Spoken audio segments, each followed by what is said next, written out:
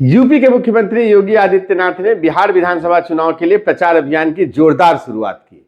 योगी ने सहरसा जिले में 4 विधानसभा सीटों के लिए नामांकन रैली को संबोधित करते हुए इंडिया गठबंधन पर जोरदार हमला बोला। अपने तीखे भाषण में उन्होंने सांस्कृतिक गौरव, राम मंदिर की जीत और बिहार के मुख्यमंत्री नीतीश कुमार के नेतृत्व में एनडीए के विकास के कामों की तारीफ की। पिछले 20 वर्षों में बिहार ने विकास की जिसने प्रतिमान को आगे बढ़ाया है, ऊंचा किया है, आज गांव-गांव की कनेक्टिविटी को तेज किया है, उद्योग लगने प्रारंभ हुए हैं, इंजीनियरिंग कॉलेज बन रहे हैं, विश्वविद्यालय बन रहे हैं। आज बिहार के अंदर विकास एक नई आभा के साथ आगे बढ़ रहा है। बिहार के अंदर बाढ़ की समस्या का समाधान तेजी के साथ आगे बढ़ रहा है। आज जब बिहार में विरासत और विकास के इस अभियान को आगे बढ़ाने का कार्य एनडीए की डबल इंजन की सरकार आगे बढ़ा रही है। अपने भाषण की शुरुआत में योगी ने बिहार की पवित्र धरती को नमन किया।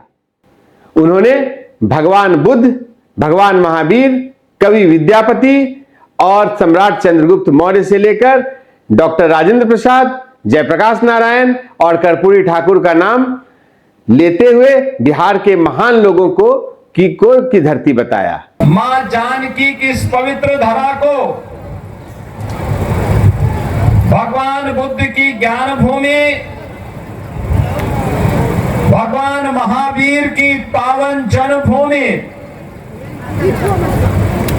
विद्यापति की जन्मभूमि और चंद्रगुप्त मौर्य की इस पावन भूमि बिहार की पावन धरा को, जिसने डॉक्टर राजेंद्र प्रसाद जी को, जयप्रकाश नारायण जी को, कर्पूरी ठाकुर जैसी विभूतियों को जन्म दिया हो।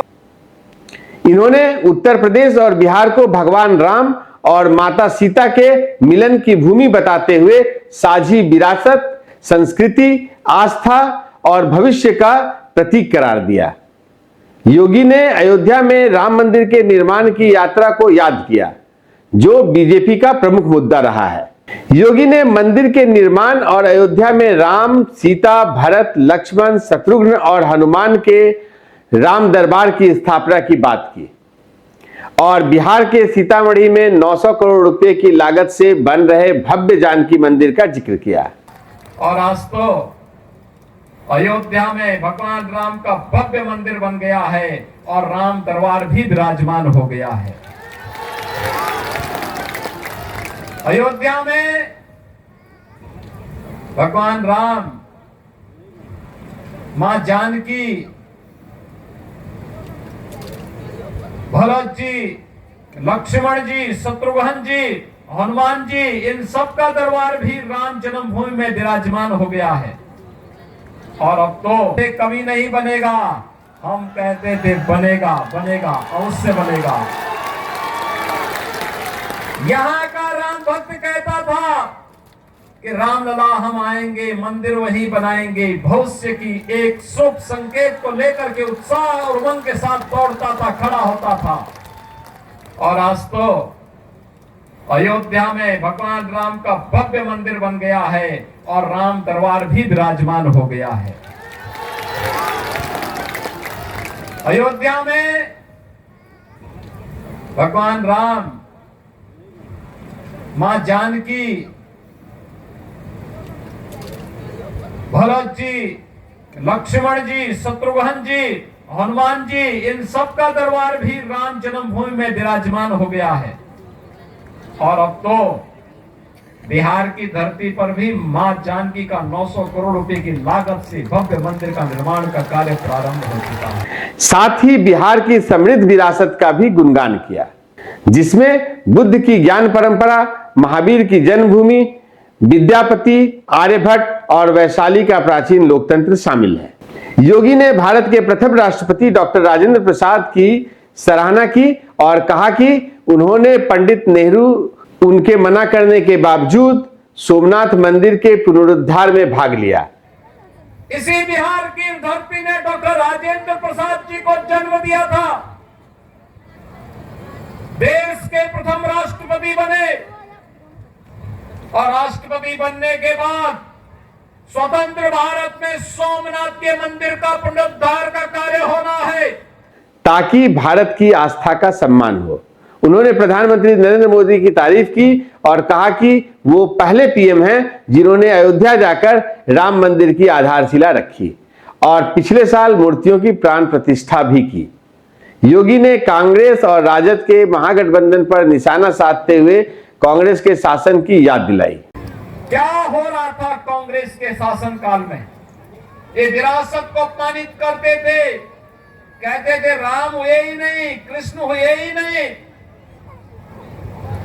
भारत की विरासत को कोसते थे, भारत को अपमानित करते थे, भारत और भारतीयों को गाली देते थे, घुसपैठियों को घुसपैठ करा करके अराजकता पैदा करवाते थे। योगी ने एनडीए से पहले के बिहार के बारे में याद दिलाते हुए कहा कि हर जिले में माफिया राज था और विकास के धन की लूट थी। राज्य में 4 महीने बाढ़ रहती थी और त्योहारों पर दंगों का डर होता था। उन्होंने मेट्रो, हाईवे, एक्सप्रेसवे, हवाई अड्डों, जल मार्गों और बिना भेदभाव के गरीब कल्याण योजनाओं का भी जिक्र किया। योगी ने कहा कि देशद्रोही और अराजक तत्वों से केवल एनडीए की डबल इंजन सरकार ही लड़ सकती है। देशद्रोही तत्वों के खिलाफ, अराजकता फैलाने वाले तत्वों के खिलाफ अगर कोई लड़ पाएगा तो डबल इंजन की एनडीए सरकार ही लड़ पाएगी, एनडीए का कार्यकर्ता ही लड़ पाएगा। उन्होंने मतदाताओं से विपक्ष की साजिश को नाकाम करने और बिहार की पहचान को बचाने की अपील की। पहचान को फिर से धूमिल करने के लिए कांग्रेस और आरजेडी ने एक सगुफा छोड़ा है कि विकास नहीं बुर्का चाहिए। उनको विकास नहीं चाहिए, उनको तो बुर्का चाहिए जिससे फर्जी वोट डाल करके यहां के गरीबों और दलितों के हकों पर डकैती फिर से डाल सकें। दोस्तों, इस वीडियो में इतना ही। और बिहार की धरती से, अलग अलग जिलों से, अलग अलग विधानसभाओं से मैं लगातार न्यूज़ पिकल के लिए आपको चुनावी हर अपडेट से अवगत कराता रहूंगा। इस वीडियो को लाइक, सब्सक्राइब और शेयर जरूर करें। अगले वीडियो में फिर मिलते हैं, तब तक के लिए नमस्कार।